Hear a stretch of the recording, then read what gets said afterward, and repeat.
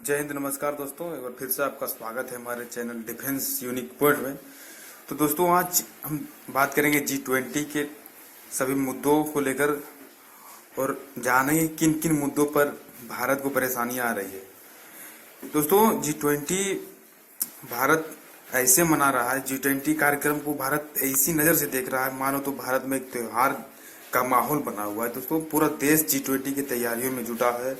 खासकर दिल्ली को इस तरह से सजाया गया है कि पहले कभी दिल्ली इस तरह सजी नहीं होगी। और दोस्तों, सजे भी तो क्यों नहीं, क्योंकि दुनिया के करीब 20 बड़े बड़े देश, जिसके पास करीब 80% GDP इन्हीं 20 देशों के हाथों में ही है, और वो देश भारत में आ रहा है।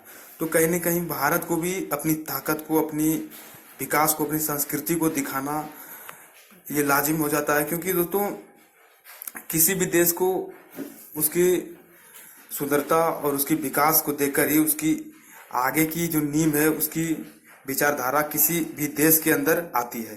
तो दोस्तों, फिलहाल भारत G20 के सभी दृश्यों को एक अलग रूप देना चाहता है। तो इन सभी मुद्दों को लेकर हम चर्चा करेंगे। दोस्तों, सब कुछ ठीक से चल रहा था, सब कुछ अपने हिसाब से चल रहा था, लेकिन अंतिम समय में रूस और चीन भारत में आने से मना कर दिया। और दोस्तों, चीन भारत नहीं आएगा, इससे तो भारत के ऊपर कोई खास प्रभाव नहीं पड़ेगा, लेकिन भारत का सबसे पुराना दोस्त और सबसे करीबी दोस्त रसिया, जिस पर भारत खुलकर विश्वास करता था, वो भारत में नहीं आ रहा है। तो कहीं ना कहीं एक बहुत ही बड़ा नेरेटिव बनता है भारत के खिलाफ कि आखिर रूस भारत क्यों नहीं आ रहा है। क्या भारत अमेरिका के करीब जा रहा है इसलिए रूस भारत नहीं आ रहा है, या तो कोई अन्य रूस की आंतरिक और अपना कुछ मामला है। इन्हीं सभी चीजों को हम लोग जानेंगे। दोस्तों, अंतिम समय में रूस भारत नहीं आ रहा, लेकिन एक खुशखबरी की बात है कि सऊदी अरब, जो पहले भारत नहीं आ रहा था लेकिन अब फिर से भारत आने के लिए वो तैयार हो गया है।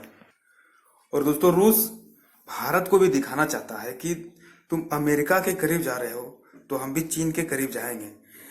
और यही बड़ी वजह है कि भारत आज तक ना तो खुलकर रसिया का समर्थन किया है और ना तो कभी खुलकर किसी भी देश के साथ गया है।